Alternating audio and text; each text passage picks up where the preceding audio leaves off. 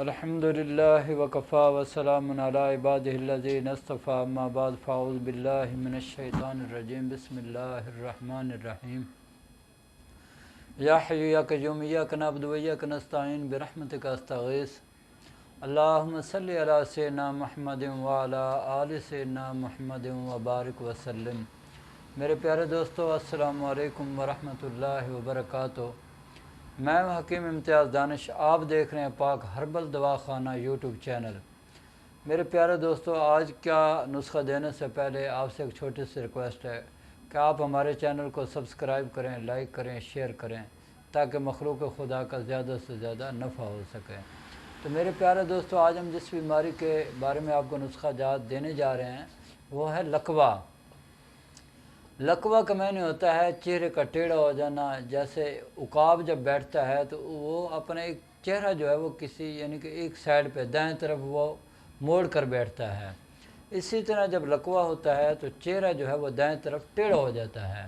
اور یہ یاد رکھیں بات کہ جب بھی لکوہ ہوگا وہ دائیں طرف ہی ہوگا۔ اگر آپ کو خدا نخواستہ یا کسی کو بھی بائیں طرف کا لکوہ ہوتا ہے تو اس کا مطلب یہ ہے کہ پھر اس کو ساتھ فالج بھی ہو جائے گا۔ لکوہ ہمیشہ جو ہے وہ دائیں طرف کا ہی ہوتا ہے۔ دائیں طرف کا فالج ایک علیحدہ چیز ہے، لکوہ علیحدہ چیز ہے۔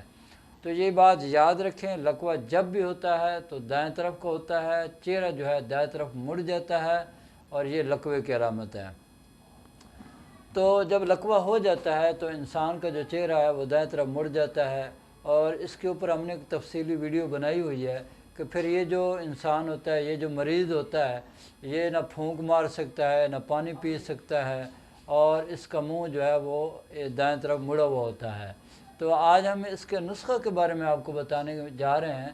تو سب سے پہلے یہ بات بھی آپ ذہن میں رکھ لیں کہ یہ عضراتی اعصابی تحریک کا مرض ہے، ٹھیک ہے؟ یعنی یہ سداویت کا مرض ہے، اس میں سداویت بہت زیادہ بڑھ جاتی ہے۔ تو آپ لوگوں نے کیا کرنا ہے کہ اس طرح کا نسخہ استعمال کرنا ہے جس سے آپ کی سداویت جو ہے وہ ختم ہونا شروع ہو جائے، ٹھیک ہے؟